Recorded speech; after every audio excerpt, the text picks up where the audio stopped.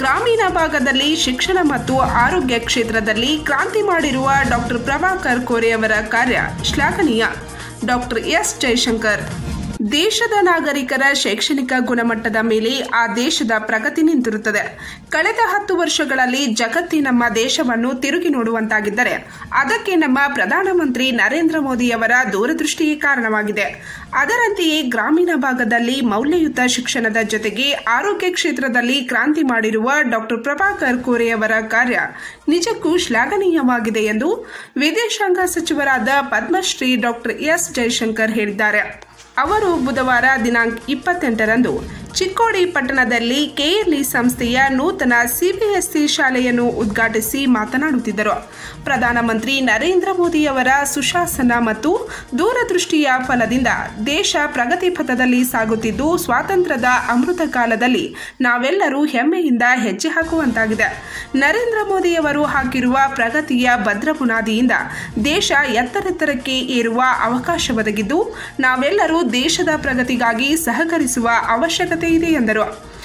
ಅಲ್ಲದೆ ತಾವು ಚಿಕ್ಕೋಡಿ ಪಟ್ಟಣದಲ್ಲಿ ಮೊಟ್ಟಮೊದಲ ಬಾರಿಗೆ ತಮ್ಮ ಕರ್ತವ್ಯ ಪ್ರಾರಂಭಿಸಿರುವುದನ್ನು ಮೆಲುಕು ಹಾಕಿದರು. अमृत काल के पहले साल में एंटर कर चुके हैं कि 10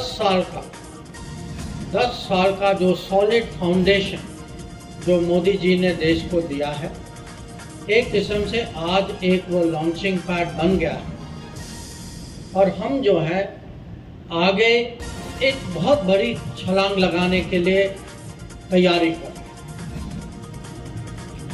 जब मोदी जी 2014 में प्रधानमंत्री बने, उस टाइम भारत का रैंकिंग, इकोनॉमिक रैंकिंग नंबर 11 था. 10 साल के बाद नंबर 5 हो चुका है और ये मोदी की गारंटी है कि कुछ ही साल में ये नंबर 3 होगा.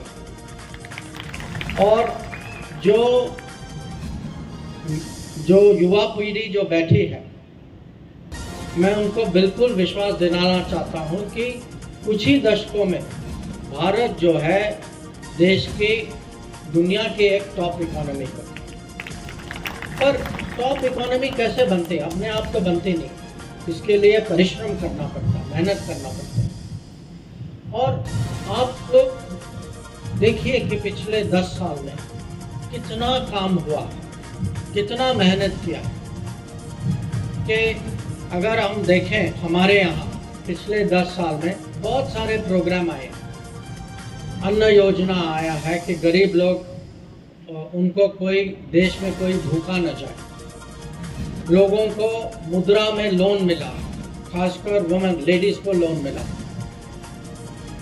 उज्ज्वला, लोगों को गैस सिलेंडर मिला, लोगों को घर मिला है, आवास योजना.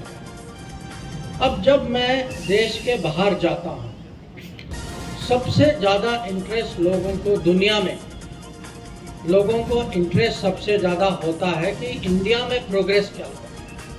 तो हम फॉरेन पॉलिसी जल्दी बात कर लेते हैं. उसके बाद बहुत सारे मेरे से सवाल पूछते हैं. तो वो पूछते हैं कि आप हमें समझाइए कि इतने बड़े, क्योंकि आपको भी जानना चाहिए ये जो योजना जो हुआ है, हर योजना एक बड़े देश या बड़े कॉन्टिनेंट के आंकड़े के समान. कि अगर आप देखें मुद्रा लोन में कितने लोगों को लोन मिला, यूरोप के पूरे पॉपुलेशन से ज़्यादा मुद्रा के लाभार्थी थे. अगर आप उज्ज्वला देखें, जितने लोगों को उज्ज्वला का बेनिफिट मिला वो जर्मनी से ज़्यादा आबादी. जितने लोगों को आवास में घर मिला वो जापान से ज़्यादा. तो दुनिया आजकल बहुत चकित है कि भारत में हो क्या रहा है और जो हो रहा है वो आप सब देखते हैं, क्योंकि आपके रोज की जिंदगी में ये दिखाई देता है कि ರೋಡೇ ಬನ್ ರಹಿ ಹೈ. ಸಂಸದೀಯ ವ್ಯವಹಾರಗಳು ಮತ್ತು ಕಲ್ಲಿದ್ದಲು ಮತ್ತು ಗಣಿ ಸಚಿವರಾದ ಪ್ರಹ್ಲಾದ್ ಜೋಶಿ ಮಾತನಾಡಿ, ಕೆಎಲ್ಇ ಸಂಸ್ಥೆ ಇಲ್ಲದಿದ್ದರೆ ನಾವ್ಯಾರೂ ಡಿಗ್ರಿ ಮಾಡಲು ಸಾಧ್ಯವಿರಲಿಲ್ಲ. ಕೆಎಲ್ಇ ಸಂಸ್ಥೆಯನ್ನು ಇಷ್ಟೊಂದು ಎತ್ತರಕ್ಕೆ ಬೆಳೆಸುವಲ್ಲಿ ಡಾಕ್ಟರ್ ಪ್ರಭಾಕರ್ ಕೋರೆಯವರ ಪರಿಶ್ರಮ ಬಹಳವಿದೆ ಎಂದರು. ರಷ್ಯಾ ಮತ್ತು ಉಕ್ರೇನ್ ಯುದ್ಧದ ಸಂದರ್ಭದಲ್ಲಿ ಯಾವಾಗ ರಷ್ಯಾದ ಮೇಲೆ ಸ್ಯಾಂಕ್ಷನ್ ಹಾಕಲಾಯಿತು, ರಷ್ಯಾದಿಂದ ಬರ್ತಾ ಇದ್ದಂಥ ಆಯಿಲ್ ಅನ್ನ ನೀವು ಖರೀದಿ ಮಾಡಬಾರದು ಅನ್ನುವಂಥ ಕಂಡೀಷನ್ ಅನ್ನ ಅಂತಾರಾಷ್ಟ್ರೀಯ ಮಟ್ಟದಲ್ಲಿ ನಮ್ಮ ಮೇಲೆ ಹಾಕಿದಾಗ ಯಾವ ಕಾಲಕ್ಕೂ ಭಾರತ ಧೈರ್ಯದಿಂದ ಮಾತಾಡಿರಲಿಲ್ಲ. ಅವರು ವೆಸ್ಟರ್ನ್ ಕಂಟ್ರಿ ಅವರು ಹೋಗಿ ಸ್ಯಾಂಕ್ಷನ್ ಹಾಕಿಬಿಟ್ರೆ ನಾವು ಕೂಡ ಸುಮ್ಮನೆ ಇರಬೇಕಾಗಿತ್ತು ಬಾಲ ಮುದುಡಿಕೊಂಡು. ಆದ್ರೆ ಜೈಶಂಕರ್ ಅವರು ಅಮೆರಿಕದ ನೆಲದಲ್ಲಿ ನಿಂತು ಒಂದು ಮಾತನ್ನು ಹೇಳಿದ್ರು, ನಮ್ಮ ದೇಶದ ಹಿತವನ್ನ ಕಾಪಾಡಲಿಕ್ಕೆ ನಾವು ಯಾರು ಬೇಕಾದವ್ರ ಕಡೆಯಿಂದ ತೆಗೆದುಕೊಳ್ತೀವಿ ಆಯಿಲ್ ಅನ್ನ, ನಿಮ್ಗೆ ಯಾರ್ದು ಅನುಮತಿ ಬೇಕಿಲ್ಲ ಅಂತ ಹೇಳಿದಂತ ಪ್ರಥಮ ಮಂತ್ರಿ ಅದು ಜೈಶಂಕರ್ ಅವರು. ಪಾಕಿಸ್ತಾನ ನಿಮ್ಗೆ ಗೊತ್ತದೆ, ದಿನ ಬೆಳಿಗ್ಗೆ ಎದ್ದು ನಮ್ಮ ಮೇಲೆ ಬಾಂಬ್ ಹಾಕವ್ರು. ಬಾಂಬ್ ಹಾಕಿದ ಮೇಲೆ ನಾವೇನ್ ಮಾಡ್ತಾ ಇದ್ವಿ, ಅಮೆರಿಕಕ್ಕೆ ಹೋಗಿ ಹೇಳ್ತಾ ಇದ್ವಿ ಬಾಂಬ್ ಹಾಕಿದ್ವಿ, ಬಾಂಬ್ ಹಾಕಿದ್ವಿ, ಬಾಂಬ್ ಹಾಕಿದ್ವಿ. ಆಮೇಲೆ ನೆಕ್ಸ್ಟ್ ಏನು, ಮೇಣಬತ್ತಿ ಹಚ್ಚು, ಮುಗಿತಲ್ಲಿ. ಹೀಗಾಗಿ ಅವರು ಅಂದ್ಕೊಂಡ್ಬಿಟ್ಟಿದ್ರು, ಜಗತ್ತು ಅಂದ್ಕೊಂಡಿದ್ದು ಅವರು ಅಂದ್ಕೊಂಡ್ಬಿಟ್ರೆ ಪಾಕಿಸ್ತಾನದ ಹಿಂಗ ನಾವು ಹೊಡಿತೀವಿ, ಅವ್ರು ಹೊಡಿಸ್ಕೋತಾರೆ, ಇವ್ರು ಹಿಂಗ ಇರ್ತಾರ, ಅವ್ರು ಆಳ್ತಾರ, ನಾವು ನೋಡ್ಕೋತಿರ್ತೀವಿ.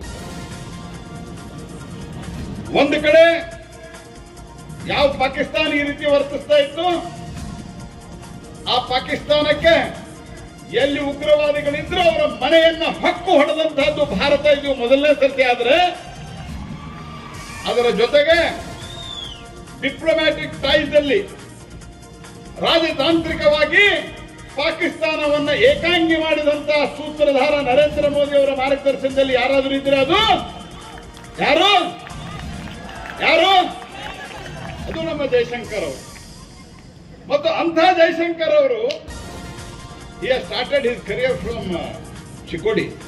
ನಿಮಗೆ ಬಹಳ ದೊಡ್ಡ ಅಭಿಮಾನ ಇರಬೇಕು. ಆಕ್ಚುಲಿ ಅತ್ಯಂತ ಅಭಿಮಾನದಿಂದ ನೀವು ಅವರಿಗೊಮ್ಮೆ ಎದ್ದು ನಿಂತು ಸ್ವಾಗತವನ್ನು ಕೊಡಬೇಕು ಅನ್ನುವಂತಹ ಮಾತನ್ನು ನಾನು ನಿಮಗೆ ಹೇಳ್ತೇನೆ.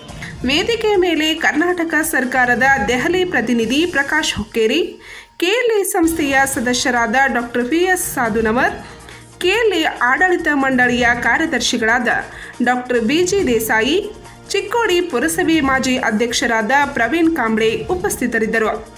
ಕಾರ್ಯಕ್ರಮವನ್ನು ಗಣ್ಯರು ದೀಪ ಬೆಳಗಿಸಿ ಚಾಲನೆ ನೀಡಿದರು. ಕೆಎಲ್ಇ ಶಾಲೆಯ ವಿದ್ಯಾರ್ಥಿನಿಯರು ಪ್ರಾರ್ಥನೆ ಮತ್ತು ಸ್ವಾಗತ ಗೀತೆ ಹಾಡಿದರು. ನಂತರ ಆಗಮಿಸಿದ್ದ ಎಲ್ಲ ಗಣ್ಯರನ್ನು ಸನ್ಮಾನಿಸಿ ಗೌರವಿಸಲಾಯಿತು.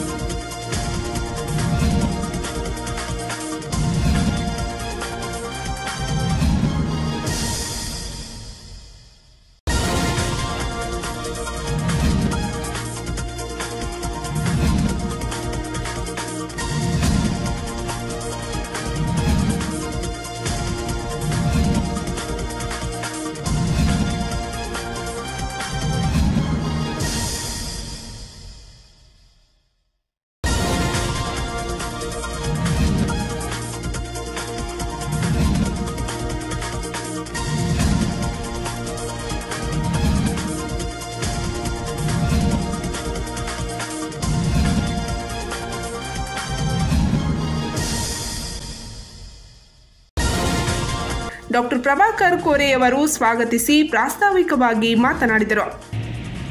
ಒಂದು ನನ್ನ ಮನದಲ್ಲಿ ಸಪ್ತ ಋಷಿಗಳ ದಿವ್ಯ ಚೈತನ್ಯ ತಲೆಬಾಗಿ ತಮಗೆಲ್ಲ ಮತ್ತೊಮ್ಮೆ ನಮಸ್ಕರಿಸಿ, on behalf of the entire KLE family and everyone who has assembled here, I heartily welcome Honorable Union Minister for External Affairs, Padma Shri Dr. S. Jaishankar. ಈ ಸಮಯದಲ್ಲಿ Mahantesh Kavatagimath, Raju Munavalli, B R. Patil, doctor V S. Patil, Jagadish Kavatagimath, doctor Preeti Dodwad, Mallikarjun Kori, Bharatesh Banavane, Somashekar Kotiwale, Amar Bagewadi, ತಾತ್ಯಾಸಾಬ್ Kaate, Annasaheb Patil, Mahavir ಕಾತ್ರಾಳಿ, Mallappa ಮೈಶಾಳಿ, ಅಣ್ಣಾ ಸಾಹೀಬ್ ಇಂಗ್ಳೆ ಸೇರಿದಂತೆ ಸಿಬಿಕೆಎಸ್ಎಸ್ ಕಾರ್ಖಾನೆಯ ಎಲ್ಲ ನಿರ್ದೇಶಕರು, ಚಿಕ್ಕೋಡಿ ಪುರಸಭೆಯ ಸದಸ್ಯರು, KLE ಸಂಸ್ಥೆಯ ಆಡಳಿತ ಮಂಡಳಿಯ ಸದಸ್ಯರು, ಡಾಕ್ಟರ್ ಪ್ರಭಾಕರ್ ಕೋರೆ ಬ್ಯಾಂಕಿನ ಆಡಳಿತ ಮಂಡಳಿಯ ಸದಸ್ಯರು, ಕೆಎಲ್ಇ ಸಿಬ್ಬಂದಿ ವರ್ಗದವರು, ಇತರೆ ಸಂಘ ಸಂಸ್ಥೆಗಳ ಪದಾಧಿಕಾರಿಗಳು, ಸುತ್ತಮುತ್ತಲಿನ ಗ್ರಾಮಸ್ಥರು ಮತ್ತು ವಿದ್ಯಾರ್ಥಿಗಳು ಉಪಸ್ಥಿತರಿದ್ದರು. ಚೇತನ್ ಅಳವಣ್ಣವರ್ ವಂದಿಸಿದರು. ಪಂಚ್ ನ್ಯೂಸ್ಗಾಗಿ ಚಿಕ್ಕೋಡಿಯಿಂದ ಬಸವರಾಜ್ ತಾರ್ದಾಳೆ.